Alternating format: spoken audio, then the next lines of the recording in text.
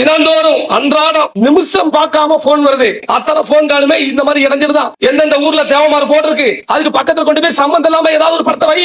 அதுல பிரச்சனை அந்த போட இடு. இளமனூர் பிரச்சனை எதுக்கு வந்துச்சு? 40 வருஷமா தேவமாறு போட்டிருக்கு, தேவர் போட்டிருக்கு. அப்ப அந்த போர்டு இருக்குது, அவன் கண்ணை உறுத்துது. முத்துராமலிங்க தேவரை பார்த்தாலே அவன் வந்து என்னன்னா நன்றி கிட்டவன்.